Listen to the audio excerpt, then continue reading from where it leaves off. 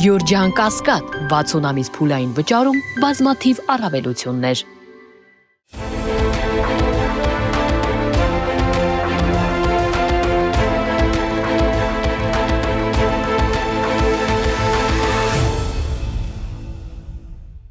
Բարև ձեզ, մեդիահաբի հարգելի հետևորդներ, եւ այսպես այսօր ազգային ժողովում ընթացան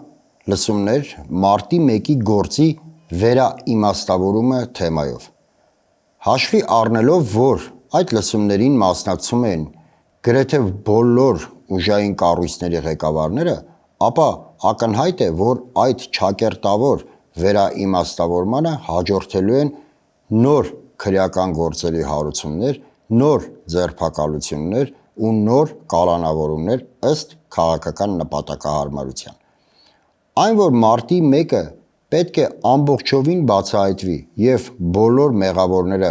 պատժվեն, նույնիսկ չի քննարկվում, սակայն հաշվի առնելով մի շարք հանգամանքներ, Նիկոլ Փաշինյանը չէ այն անձը, որը պետք է կամ կարող է օբյեկտիվորեն ավարտին հասցնել մարտի 1-ի գործը։ Նախ Նիկոլ Փաշինյանը արդեն ավելի քան 7 տարի է ինչ իշխանության է, եւ եթե նա ունենար ցանկություն, ապա միանշանակ կարող էր մարտի 1-ի գործը բացահայտել ամբողջությամբ։ Եթե այսքան տարիների ընթացքում նա դա չի արել, ապա դա կարող է նշանակել երկու բան։ Առաջինը, որ մարտի 1-ի գործը ամբողջությամբ բացահայտված է եւ բոլոր մեղավորները պատժված են, երկրորդը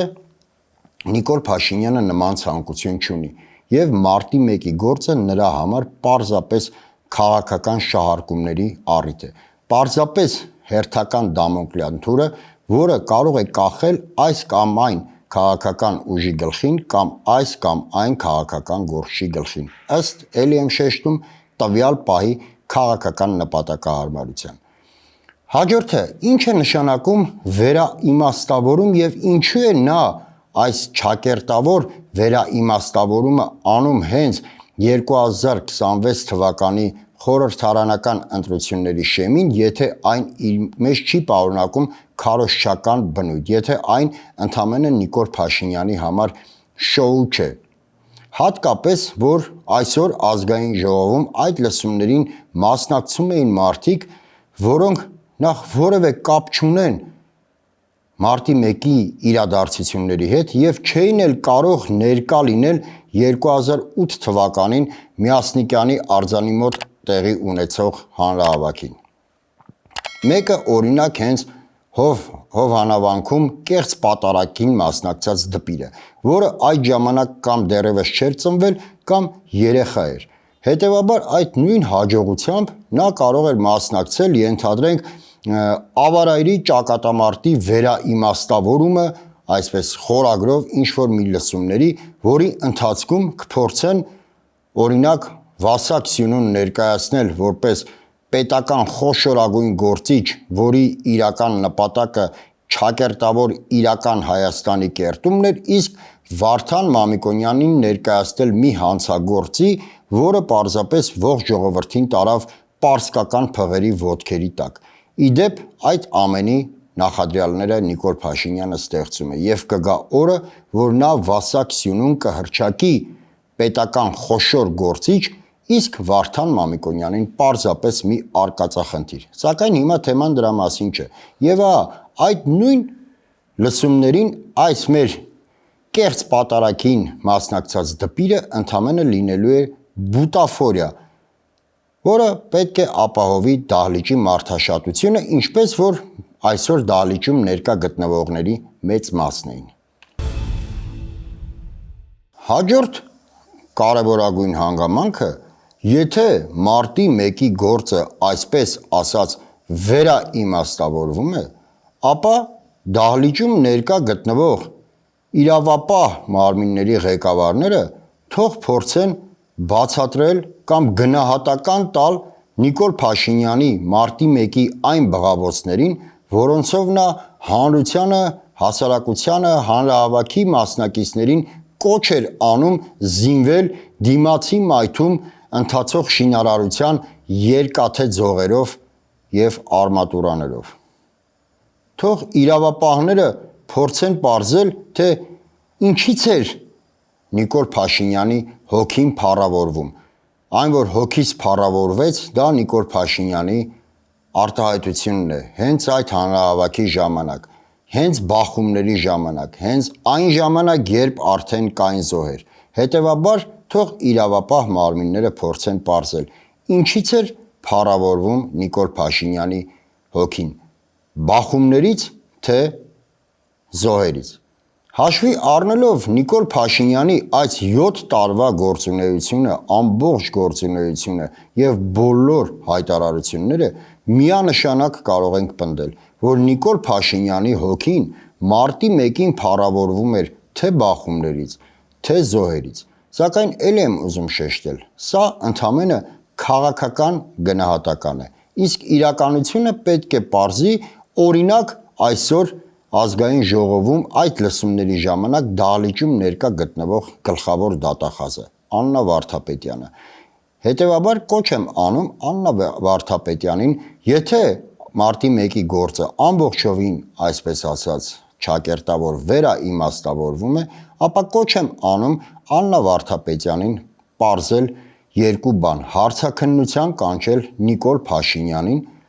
եւ հարցնել. ինչու էր նա կոչ անում հանրահավաքի մասնակիցներին զինվել երկաթե ձողերով, ինչու էր կոչ անում, ինչ նպատակով էր կոչ անում հանրահավաքի մասնակիցներին զինվել արմատուրաներով եւ պարզել, թե ինչու էր Նիկոլ Փաշինյանի հոգին փառավորվում բախումների ժամանակ, ինչու էր Նիկոլ Փաշինյանի հոգին փառավորվում այն ժամանակ, երբ հայտնում էին զոհերի մասին։ Կրկին անդրադառնանք այդ վերաիմաստավորում արտահայտությանը։ Հաշվի առնելով այն հանգամանքը, որ Նիկոլ Փաշինյանը այս լսումները կազմակերպել է խորհրդարանական ընտրություններից առաջ, ապա ակնհայտ է, որ Նիկոլ Փաշինյանը ցանկանում է իր քաղաքական շահերի համար օգտագործել մարտի 1-ի զոհերին։ Իդեպ Նիկոլ Փաշինյանը ուրիշների արյանգնով քաղաքական գործունեություն ծավալելու մեծ փորձ ունի արդեն։ Նա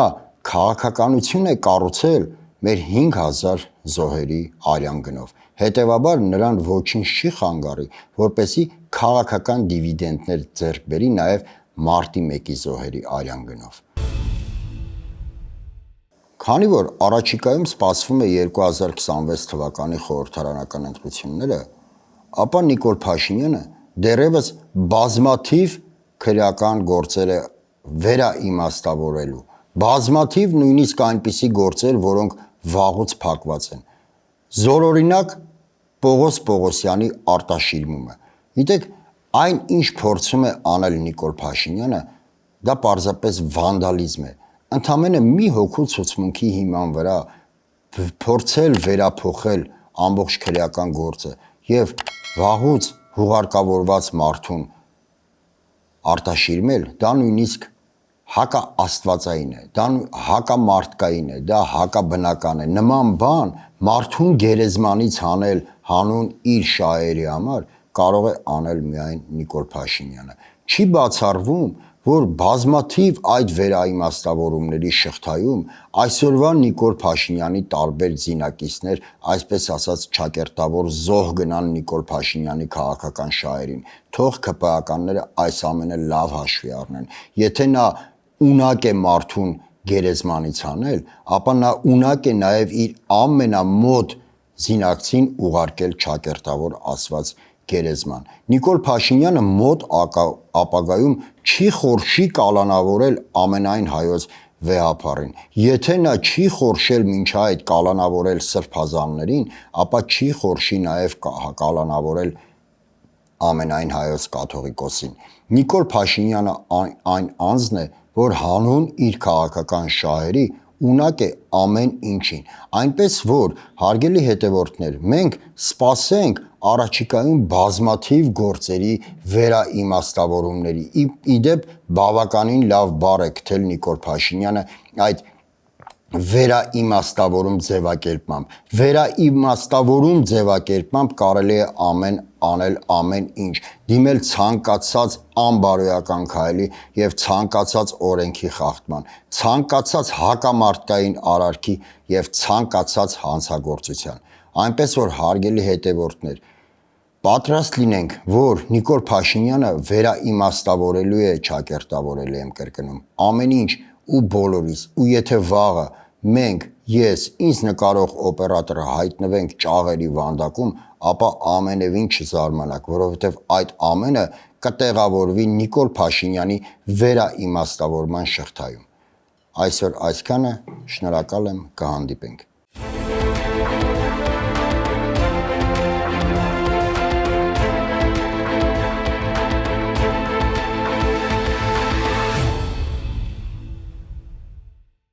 Գյուրջան Կասկադ 60 ամիս փուլային վճարում, բազմաթիվ առավելություններ։